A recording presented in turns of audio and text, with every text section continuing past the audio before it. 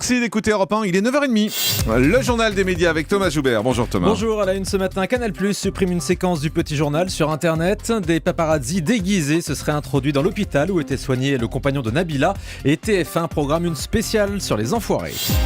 Et on commence avec une séquence du Petit Journal, supprimée du replay de l'émission pour raison de sécurité. Oui, le jeune reporter Martin Veil est depuis quelques jours en Ouganda pour enquêter sur les lois homophobes et liberticides. Un premier reportage a été diffusé lundi soir où on voyait le journaliste pris à partie par un pasteur qui combat l'homosexualité dans le pays. Une séquence supprimée du replay de l'émission mise en ligne sur Internet. Canal+ craint en effet pour la sécurité de Martin Veil qui se trouve toujours sur place.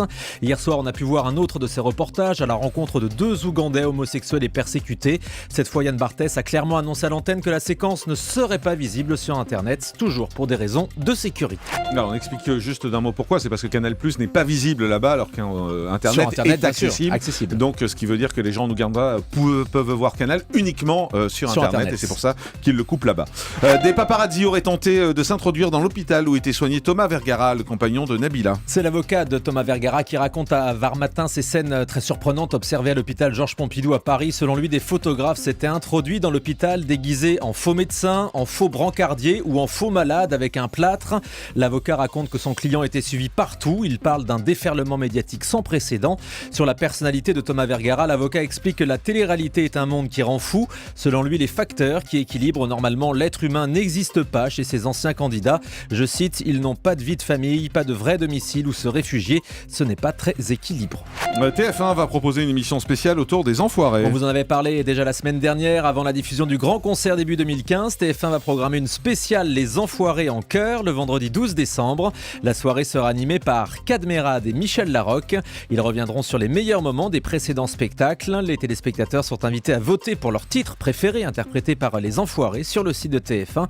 Et le classement des meilleures chansons sera donc dévoilé le 12 décembre. Et puis M6 lance la 9e saison de La France a un incroyable talent. L'émission commencera le mardi 9 décembre prochain à 20h50. Les candidats passeront devant un nouveau jury composé de la chanteuse Laurie, du comédien Olivier Citruc, d'un ex-collaborateur du Cirque du Soleil, Giuliano Peparini. Seul Gilbert Rozon est rescapé des saisons précédentes.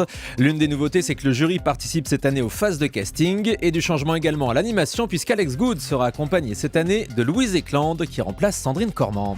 Et puis le chroniqueur de Touche pas à mon poste, Camille Combal, décroche un prime sur D8. Selon Télé Loisirs, cette nouvelle émission sera diffusée d'ici la fin de l'année, sera inspirée de sa chronique Le Poste de surveillance.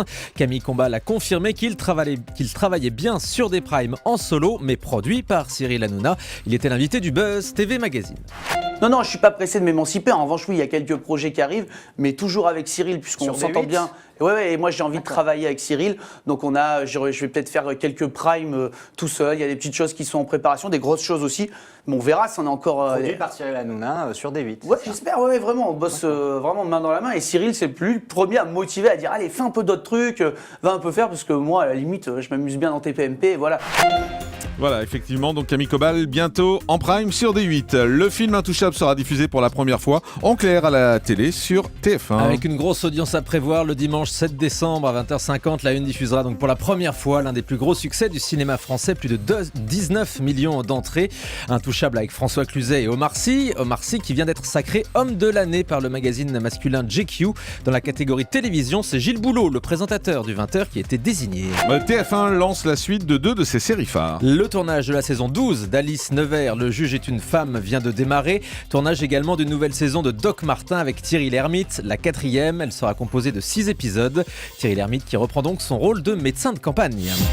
On termine avec le chiffre du jour. 30 000 €, c'est la somme récoltée par Charlie Hebdo, 10 jours après son appel aux dons pour sauver le journal. L'hebdomadaire satirique est en grande difficulté financière. Charlie Hebdo précise avoir aussi enregistré 200 abonnements supplémentaires, mais on est encore très loin de l'objectif, puisque Charlie Hebdo souhaiterait récolter 1 million d'euros pour sa survie. Merci beaucoup Thomas Joubert et merci de participer au carton de cette émission. On va croire les chiffres Médiamétrie publiés ce matin.